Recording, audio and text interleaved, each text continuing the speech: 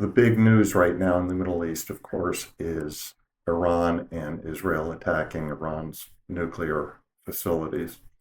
So that's what I'm going to talk about today, and I'm going to divide this discussion into four parts.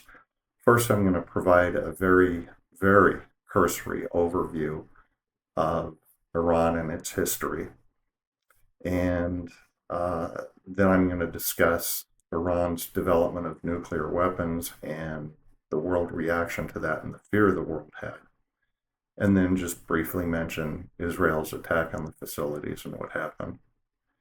There is a belief that the Iranian government is on the verge of collapse, which may be true. And so I'm going to conclude by discussing the potential for regime change and what that might look like.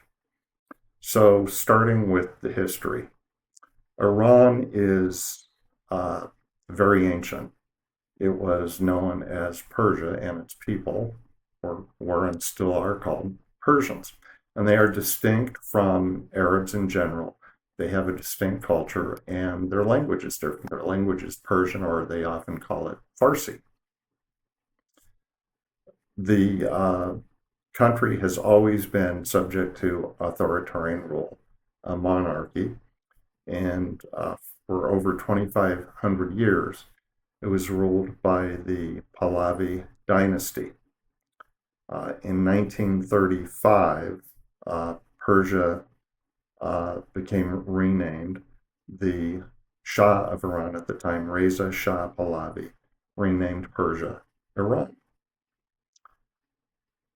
Jews, as throughout the Middle East, occupied Iran.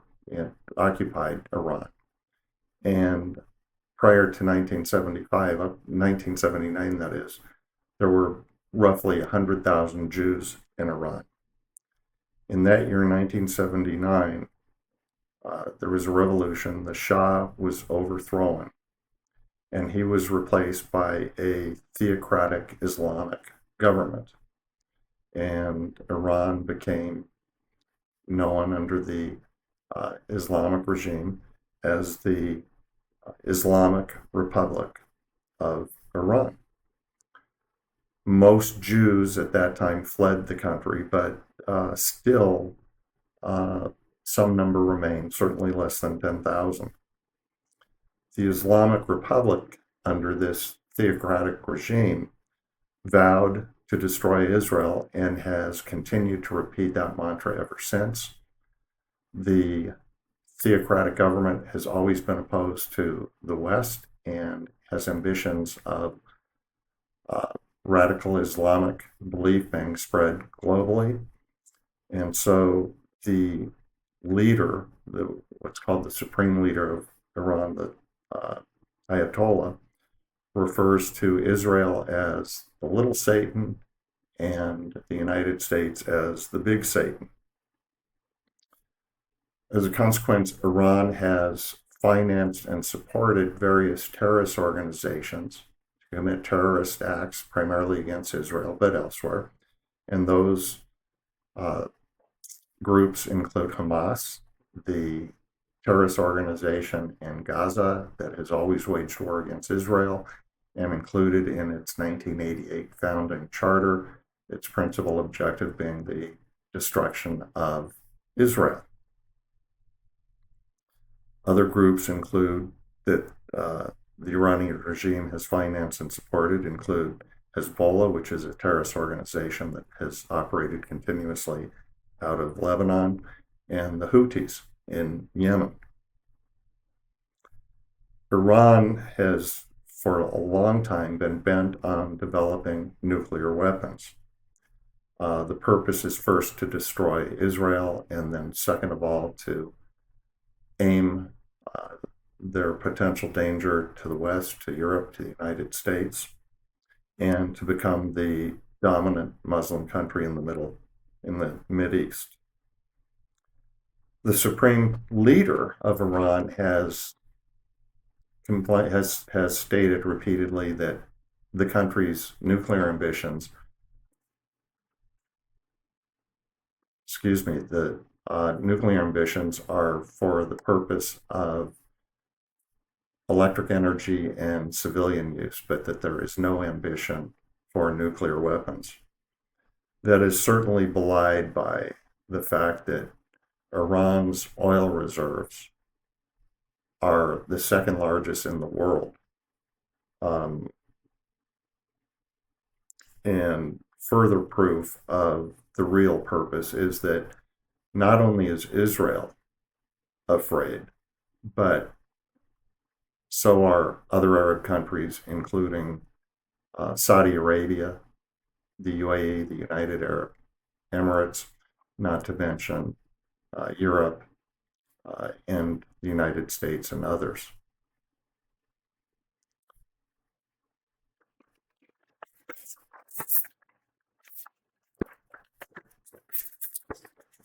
There's a very important distinction to be made between the current situation with a nuclear Iran, potential nuclear Iran, and the Cold War during which the United States and the former Soviet Union were locked in mutual threats of nuclear destruction. And that is, during the Cold War between the US and the Soviet Union, the prospects of mutual destruction because of shared access to nuclear weapons provided absolute deterrent.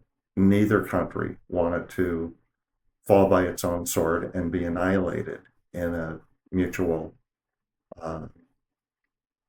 nuclear war. The concern with Iran is that the mentality is very much different, and mutual destruction under their belief system and culture is not a deterrent. And the reason is the extremist Muslim belief in martyrdom as being preferable to having infidels on earth. And so under their belief system, martyrs are believed to be rewarded in heaven for acts of martyrdom, and the afterlife is more important than what happens here on earth.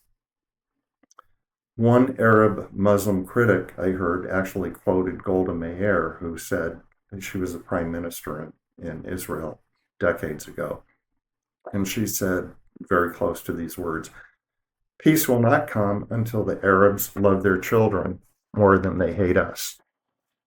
And so there's this grave concern that a nuclear Iran could result in global destruction, or at least regional destruction, because of their relative lack of regard for life. As a consequence of that concern that Israel and others have, Israel has always opposed radical Islamic countries from becoming nuclear. And so, for example, in 1981, in 1981, over US President Ronald Reagan's objection, Israel went into Iraq, which had developed a nuclear weapons plant, and they blew it up militarily using invading aircraft that were able to avoid radar detection. Despite President Reagan's opposition, military and political experts in the United States have since hailed Israel's unilateral mission as having made the world safer. And so they believe Israel did the right thing. And again, in 2007, when Syria, under a very unstable Assad regime, they blew up nuclear facilities in Syria.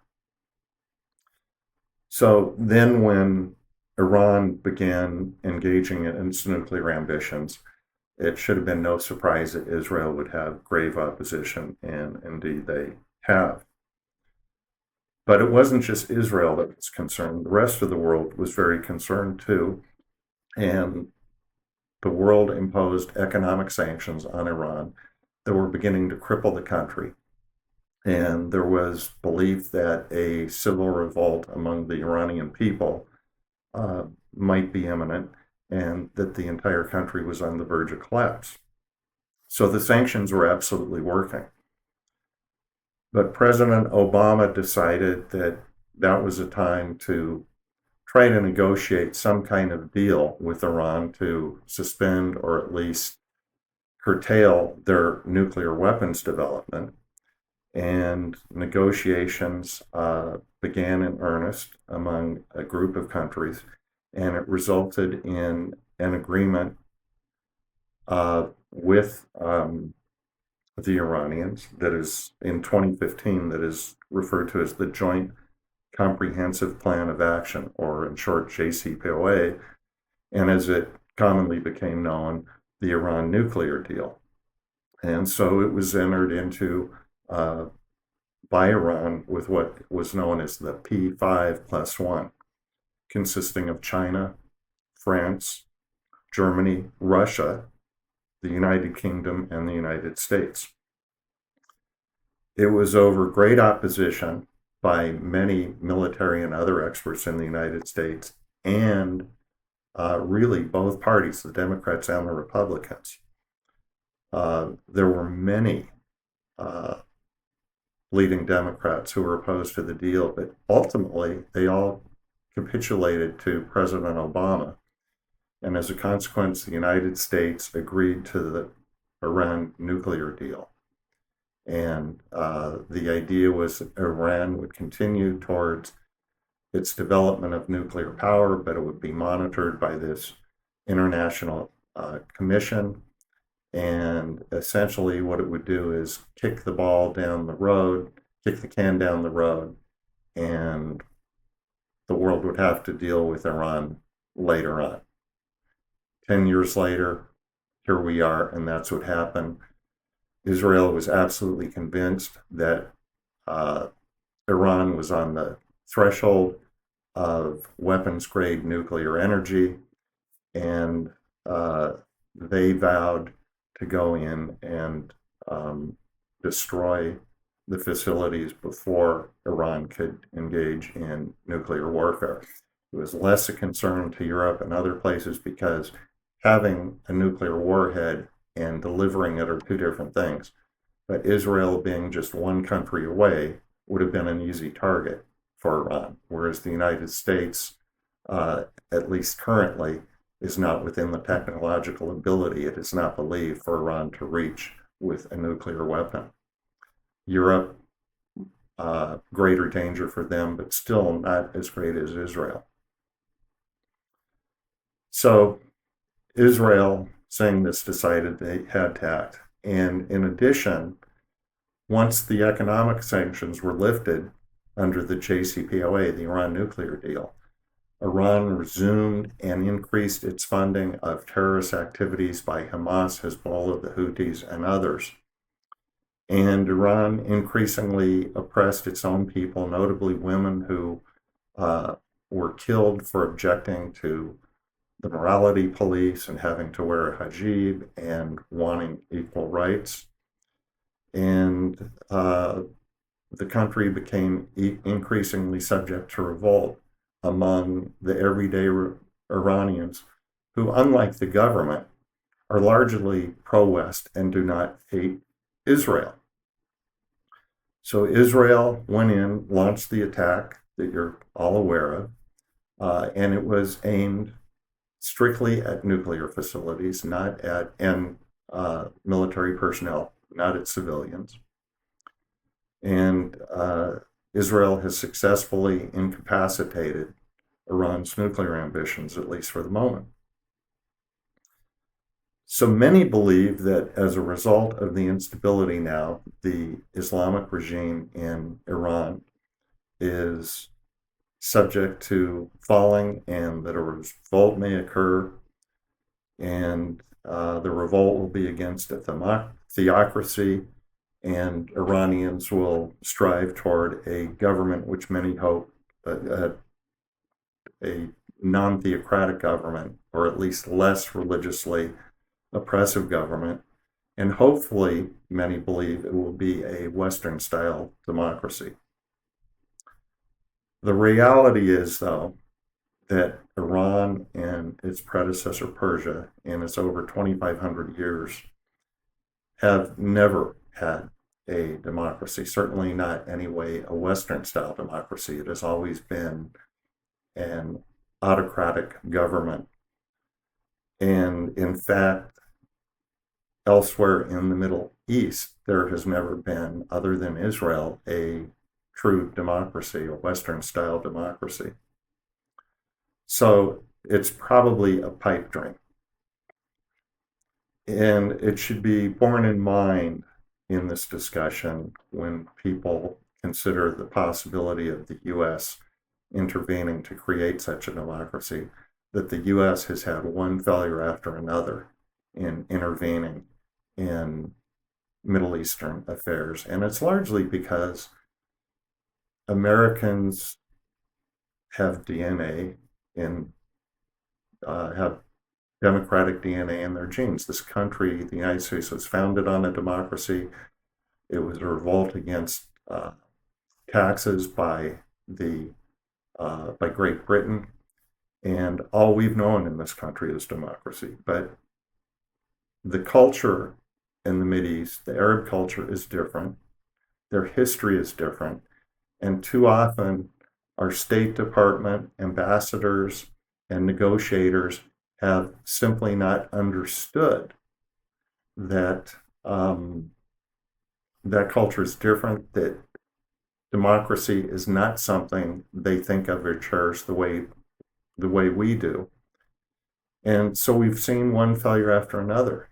It bears noting, even though it's not the Mideast, but after the fall of the Iron Curtain with the Soviet Union, they did experience a brief period of democracy, but then, of course, fell into authoritarian rule.